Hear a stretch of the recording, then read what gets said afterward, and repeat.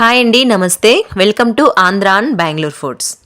ఈరోజు మనం ఈ వీడియోలో సొరకాయ పుల్లగూర తయారీ విధానం చూసేద్దామండి.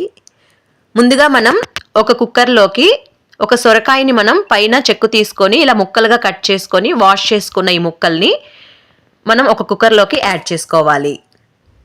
సొరకాయ ముక్కలు వేసుకున్న తర్వాత కట్ చేసుకున్నటువంటి 3 టమాటాలని కూడా మనం యాడ్ చేసుకోవాలి. అలాగే 8 నుంచి 9 పచ్చిమిరపకాయలని కూడా మనం యాడ్ చేసుకోవాలి. తర్వాత ఒక కప్పు నిండా వాటర్ని కూడా మనం ఇందులో యాడ్ చేసుకొని ఇప్పుడు మనం కుక్కర్ మూత పెట్టుకొని విజిల్ పెట్టుకొని 3 లేదా 4 విజిల్స్ వచ్చే వరకు మనం బాగా కుక్ చేసుకోవాలి. ఇప్పుడు మనకి విజిల్ వెయిట్ పోయిన తర్వాత మూత తీస్తే సొరకాయ అనేది మనకి బాగా కుక్ అయి ఉంటుందండి. ఇప్పుడు ఇందులో ఉన్న ఎక్స్ట్రా వాటర్ అంతటిని మనం ఒక గిన్నెలోకి సెపరేట్ చేసుకోవాలి. ఇలా వాటర్ సెపరేట్ చేసుకున్న తర్వాత ఇందులో 1/2 టీ స్పూన్ పసుపు, మన రుచికి సరిపడా ఉప్పుని కూడా మనం యాడ్ చేసుకోవాలి. ఉప్పు పసుపు వేసుకున్న తర్వాత ఇలా పప్పుగుత్తి సహాయంతో మనం బాగా మ్యాష్ చేసుకోవాలి.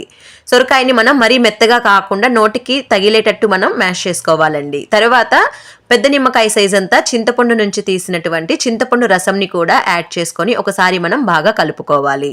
ఇప్పుడు మనం ఈ సొరకాయ పుల్లగూరకి తిరగమాత పెట్టుకోవటం కోసం పాత్రని హీట్ చేసుకొని ఇందులో 3 టేబుల్ స్పూన్ల వరకు ఆయిల్ని మనం బాగా హీట్ చేసుకోవాలి. తర్వాత క్రష్ చేసుకున్నటువంటి 4 లేదా 5 వెల్లుల్లి రెబ్బలు, తుంచుకున్నటువంటి 2-3 ఎండుమిరపకాయల్ని కూడా వేసుకోవాలి. తర్వాత 1/2 టీ స్పూన్ మెంతులు, 1/2 టీ స్పూన్ ఆవాలు, 1/2 టీ స్పూన్ జీలకర్రని కూడా మనం వేసుకోవాలి. ఆవాలు జీలకర్ర మనకి బాగా ఫ్రై అయిన తరువాత సన్నగా కట్ చేసుకున్నటువంటి ఒక పెద్ద సైజు ఉల్లిపాయని కూడా మనం తీసుకోవాలి. అలాగే కొంచెం కరివేపాకుని కూడా ఇందులో మనం యాడ్ చేసుకొని ఉల్లిపాయలు గోల్డెన్ బ్రౌన్ వచ్చే వరకు మనం బాగా ఫ్రై చేసుకోవాలి. ఉల్లిపాయలు మనకి సాఫ్ట్గా అయ్యి కలర్ చేంజ్ అయిన తర్వాత ముందుగా మనం మ్యాష్ చేసుకొని పెట్టుకున్నటువంటి ఈ సొరకాయ పుల్లగూరని కూడా ఇందులో మనం యాడ్ చేసుకోవాలి. ఇప్పుడు మనం మీడియం ఫ్లేమ్ మీద ఈ కర్రీ అనేది మనకి బాగా ఉడికే వరకు మనం బాగా ఉడికించుకోవాలి. మీడియం ఫ్లేమ్ మీదే మనం ఈ కర్రీని ఉడికించుకోవాలండి. ఇలా మనకి కర్రీ అనేది బాగా ఉడికి దగ్గర పడుతుంది. ఇప్పుడు స్టవ్ ఆఫ్ చేసుకొని సంగటితో కానీ లేదా రైస్తో తింటే చాలా టేస్టీగా ఉంటుంది.